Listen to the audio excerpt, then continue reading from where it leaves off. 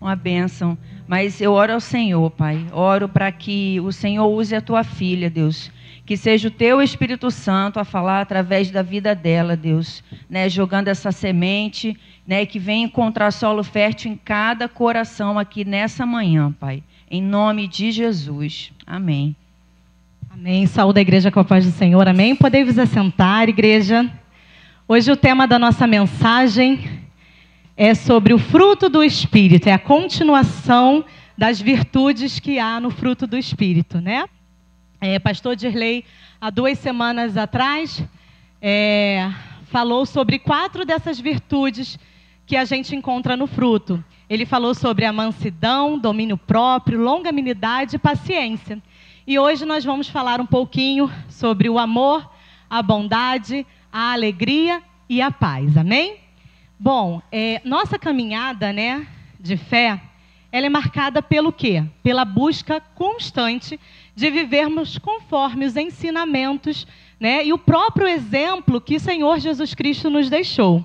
E uma das orientações que nos foi dada foi justamente a respeito do fruto do Espírito, conforme está lá, né? Conforme o apóstolo Paulo, ele diz lá, está escrito em Gálatas 5, a partir do versículo 22. Já pode deixar a Bíblia, por favor, aberta nesse versículo? E essas virtudes, elas deveriam caracterizar o quê? A vida de todo cristão. Ou seja, essas virtudes, elas são um reflexo da transformação que há em nós, em Cristo, através de Cristo, né? Ou seja, conforme a nossa caminhada com Jesus, conforme a maturidade cristã que a gente vai adquirindo, esse fruto do Espírito, ele vai o quê? Sendo manifestado em nossas vidas, amém? Gálatas 5:22 vai dizer, né? Entretanto, o fruto do Espírito é amor, alegria, paz, paciência, amabilidade, bondade, fidelidade, mansidão e domínio próprio, né? Eu vi uma frase que eu achei muito interessante de um autor que diz assim, né? Do autor Becker. Ele fala o seguinte: uma vida que é guiada pelo Espírito é marcada pela produção desse fruto, que são essência, ou seja, é um retrato de Cristo em nós. Então, quando a gente desenvolve, né, permite que o Espírito Santo desenvolva esse fruto do Espírito em nossa vida, a gente está sendo um retrato de Cristo. Amém? E o interessante é que quando o apóstolo Paulo ele vai advertir aos Gálatas a andarem no Espírito e não a satisfazerem o quê? Os desejos da sua própria carne. A gente pode observar isso nos versículos 16 mais acima, né? Paulo, ele vai estar reforçando a ideia de que aqueles que pertencem a Cristo são capazes de quê? Crucificar os seus próprios desejos, as suas próprias paixões. E ele, então, encoraja o quê? Aos crentes a andarem pelo Espírito, vivendo, evitando o quê? A vaidade e a provocação mútua. A gente pode observar isso, né? Em várias passagens da Bíblia, onde a gente percebe a referência, né? Assim, uma referência ao fruto do Espírito. Vamos ver algumas? Mateus 7, por favor. Puder a projeção colocar? Mateus 7. Mateus 7,16, ele vai nos dizer o seguinte: por seus frutos os conhecereis. Porventura, colhem-se uvas dos espinhos ou figas dos abrolhos? Assim, toda árvore boa produz bons frutos e toda árvore má produz maus frutos. Ou seja, o que o Senhor Jesus ele quer nos ensinar através desse versículo? Que somos reconhecidos pelos nossos frutos, né? Então, ele faz aqui nesse versículo uma referência direta à manifestação do fruto do Espírito Santo. E aí eu pergunto à amada igreja: que fruto você tem? Como é que se diz?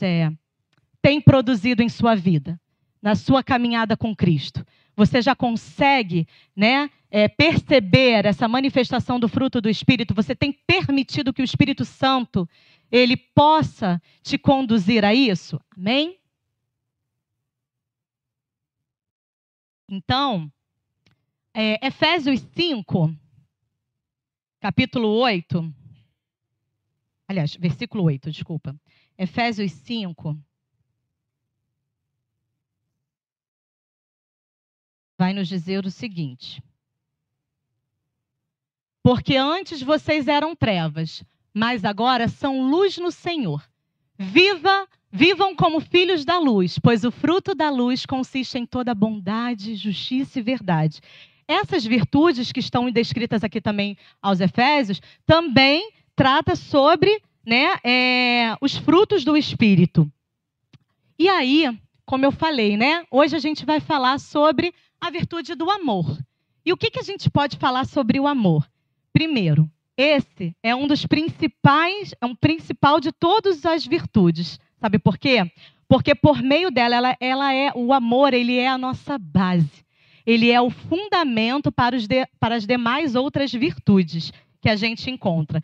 1 João 4,7 vai nos dizer assim, ó: amados, amemos uns aos outros, pois o amor procede de Deus.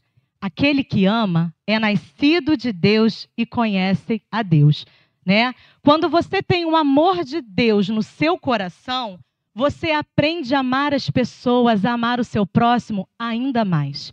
Por quê? E aí, porque você tem o quê? Você recebeu esse amor do Senhor e você consegue transmitir esse amor ao outro. Fazer aquilo que também é um mandamento do Senhor, né? O Senhor diz que nós devemos amar uns aos outros como a nós mesmos. Então, você vai amar o seu próximo independente dos defeitos dele. Afinal de contas, nós somos perfeitos? Não. Também não somos perfeitos. Então, esse entendimento, ele pode transformar não só a nossa vida, como também os nossos relacionamentos. Quando amamos o nosso próximo, a gente, além de cumprir o mandamento, a gente também está expressando o nosso amor por Deus, através do nosso amor pelo nosso próximo, né? Ou seja, lembrando que, como está lá em 1 Coríntios 13, o que 1 Coríntios nos mostra, né? Que o amor, ele é o quê? A irmã Andréia, se eu não me engano, citou esse mesmo versículo no domingo passado, né? O amor, ele é paciente, o amor, ele é benigno, o amor, ele não arde em ciúmes, ele não se ufana, ele não se ensoberbece, ele não se conduz inconvenientemente, ele não produz os seus interesses, ele não exaspera, ele não se ressente do mal, ele não se alegra com a injustiça, mas ele se regozija com a verdade. O amor, ele tudo sofre, tudo crê, tudo suporta, tudo espera, né? O amor, ele jamais se acaba. Então, irmãos, quando a gente consegue, né, amar o nosso próximo, a gente está demonstrando também o amor que nós temos para com Deus. Que vocês sintam um grande amor de Cristo por vocês e que esse amor de Cristo na vida de vocês possa inspirar vocês a cada dia mais a amar o seu próximo, assim como Deus o ama e também ama o seu próximo, né? E é impossível a gente conhecer o fruto do Espírito sem ter o amor como base. Por isso que eu disse que ele é uma das virtudes, né, que é um fundamento para os demais outros. Que o amor de Deus, então, possa nos impulsionar a experimentar o melhor do que Cristo quer nos oferecer através dessas virtudes. E o segundo, então, a segunda virtude é a alegria. A alegria, essa palavra, né, ela vem do grego chara. Aí o pastor Luiz me corrija se eu conseguir pronunciar de forma correta, porque eu não sei grego. E significa, né, é uma satisfação profunda e permanente, que permanece sobre quem? Sobre aqueles que estão em Cristo. João 15:11, pode projetar para mim, Guilherme, por favor? Vai nos dizer, né? Tenho dito essas palavras, que a minha alegria esteja em vocês e a alegria de vocês seja o quê? Incompleta? Não. Completa. Ou seja, a manifestação desse fruto sobre as nossas vidas, da alegria, não está ligada ao quê? A situações, coisas ou a pessoas, mas sim na confiança que temos na soberania de Deus sobre as nossas vidas, amém? Então, nós sabemos que Deus, Ele controla tudo. Independente do que você esteja passando, o Senhor, Ele é soberano. Ele pode, né? Ele pode te dar aquele sim? Pode. Mas e se aquele sim lá na frente não seja bom para você? Porque a gente só consegue ver até determinado ponto. Mas o Senhor, Ele vê além, muito além. E o nosso Deus que nos ama incondicionalmente, Ele vai querer sempre o quê? A sua boa, perfeita vontade sobre as nossas vidas, amém? O crente, ele sabe que nos tempos mais difíceis, a alegria, ela pode ser encontrada, sabe como? Na salvação. Amém? Gente, só o fato de sermos salvos em Cristo Jesus já é motivo suficiente de nós enchermos o nosso peito de alegria e estarmos o quê? Alegre. Você pode acordar e orar e falar: Espírito Santo, obrigada pela minha salvação. Hoje, em Ti, eu sou alegre. Independente de como a sua vida esteja, a nossa alegria está em Deus. Amém? Não deixem que as circunstâncias de sua vida, então, defina a sua alegria, mas ela vem do Senhor. E a Bíblia, ela vai nos ajudar muito nisso. Por quê? Porque a gente aprende a conhecer mais sobre Deus, aprendemos a desenvolver o fruto do Espírito em nossas vidas, porque a gente aprende a confiar em Jesus e também nas suas escrituras, na sua palavra, né? E aí a gente tem uma alegria profunda, ou seja, uma alegria que nos traz o quê? Esperança, uma alegria que nos traz resistência, uma alegria que nos gera em nós o quê? Perseverança. Em qualquer situação, que essa alegria ela possa nos motivar a enfrentar os desafios das nossas vidas como? Com coragem e determinação. Amém? Mas essa coragem, essa determinação não em nós mesmos, mas em Cristo, tá? Terceira virtude, a paz. E que paz a gente está falando, né? A paz, essa palavra do grego eirene, é também fruto da graça de cristão. João 14, 27, diz o seguinte. João 14, 27 vai dizer: Deixo-vos a paz, a minha paz vos dou. Não vou-la dou como o mundo a dá. Não se turbe o vosso coração, nem se atemorize, né? Ou seja, a paz que Deus quer nos oferecer, que Ele fala, é a paz do fruto do Espírito, dessa virtude, ela produz na gente o quê? Tranquilidade. Filipenses 4:7 vai dizer que a paz de Deus, ela excede o quê? Todo e qualquer entendimento. E ela vai guardar os nossos corações e os nossos sentimentos em quem? Em nós mesmos? Não. Na paz que o mundo nos oferece? Não. Na paz que Cristo nos oferece, que Cristo nos dá, independente das nossas adversidades. E, irmãos, eu posso dizer para vocês que eu vi, né, essa paz, não só na minha vida, mas também a gente aprende aqui, né, que essa virtude da paz, por exemplo, ela não só abençoa você, mas ela abençoa a outros também. Porque essa virtude mostra o quanto nós confiamos em Deus, né, em sua palavra, e como também a gente consegue, nesses momentos de angústias, né, e de tribulações, a gente consegue compartilhar essa paz para com o nosso próximo. E aí, eu dou o exemplo, por exemplo, do que eu vi na vida do Dirley, do pastor Dirley, quando ele acabou de receber o diagnóstico de que ele estava infartando. Imagina, a gente sabe que com 43 anos você infartar, as chances de vida são bem poucas, né? Sem contar que a gente já tinha visto, até inclusive amigos próximos dele, poucos meses antes, haviam infartado também novos e não conseguiram resistir, né? E hoje estão na glória.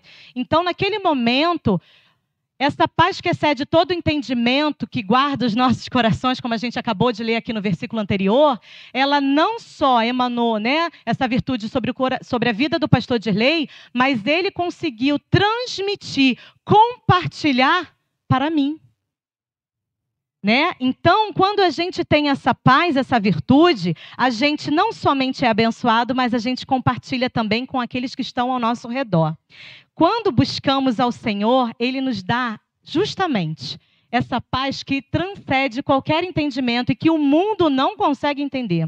E aí eu dou um outro exemplo de que quando meu pai estava há 37 dias num CTI, já praticamente, né, Deus o recolhendo.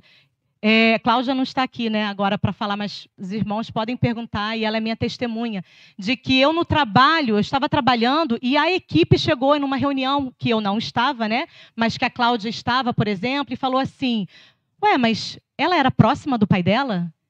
Né? O pai dela é alguém presente na vida dela, porque o pai dela está numa situação, morrendo num CTI, ela está aqui trabalhando como se nada tivesse acontecendo. Irmãos, preocupada com meu pai eu estava? Claro que eu estava, somos seres humanos. Mas eu não estava o quê? Angustiada. Por quê?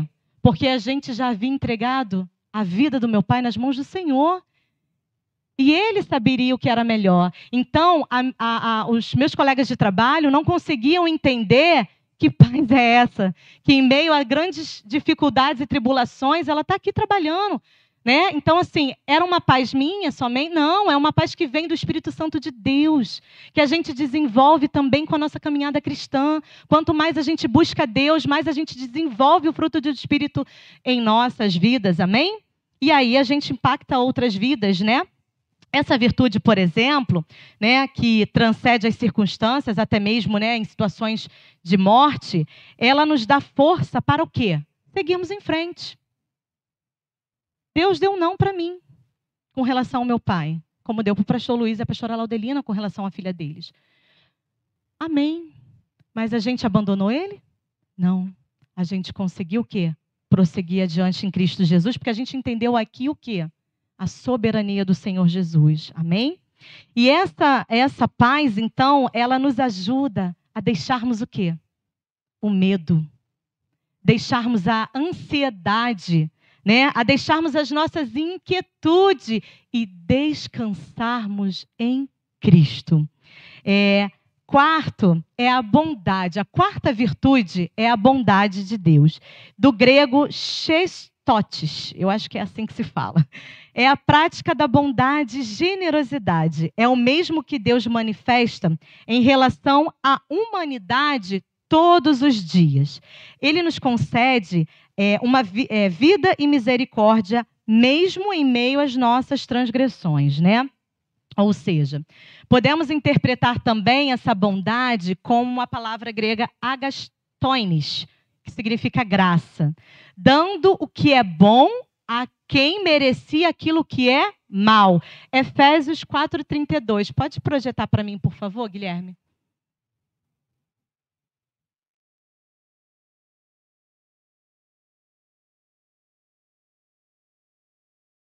Efésios 4:32 diz: sejam bondosos e compassivos uns para com os outros, perdoando-se mutuamente como Deus o perdoou em Cristo. Fazer o bem, igreja, é gratificante. Quando você compreende que todo o bem que Deus te fez e faz, né, a ti, automaticamente é algo que é gerado naturalmente a gente fazer para o nosso próximo. E a gente, quando faz o bem para o outro, a gente tem que fazer não pensando em ter reconhecimentos, não pensando em ter aplausos, né? Ou ser recompensado de alguma forma. Jesus, ele fez isso naturalmente. Ele fez isso por meio do amor dele por nós. Então, por amor dele por nós, né? Que a gente possa fazer com o nosso próximo, sermos o quê? Pessoas bondosas, independente se aquela pessoa um dia vai reconhecer aquela bondade que você fez na sua vida. Você não faz para ter um reconhecimento, você faz porque Deus tem feito a bondade sobre a sua vida e você também quer ser semelhante como Cristo, também compartilha dessa bondade para com o seu próximo, né? Então, que possamos, igreja, sermos bondosos, que quando a gente é bondoso, a gente não só agrada ao Senhor, mas a gente também melhora os nossos relacionamentos, né? A bondade, ela cria um ambiente o quê? Tranquilo para nós e também para as pessoas que estão ao nosso redor. E aí eu concluo dizendo que a morte de Jesus na cruz do Calvário, no momento em que o nosso Senhor e nosso Salvador, ele derramou o seu precioso sangue, o Filho de Deus, naquele momento, ele nos deu, sabe o quê? A possibilidade de vivermos uma vida transformada por ele. A vivermos uma vida guiada não pelos prazeres e os desejos da nossa vontade, mas pelo Espírito Santo de Deus. Aqueles que estão verdadeiramente em Cristo, eles não estão mais condenados a uma vida dominada pelo pecado, mas nós conseguimos, por meio do Espírito Santo de Deus, né, em Cristo, somos o quê? Capacitados a viver uma vida produzindo o quê? O fruto do Espírito Santo. E o Espírito Santo, ele anseia, ele deseja nos conceder o quê? Produzir esses frutos em nossas vidas. E quais são esses frutos? Amor, alegria, paz, bondade, paciência, fidelidade, mansidão e domínio próprio. Amém?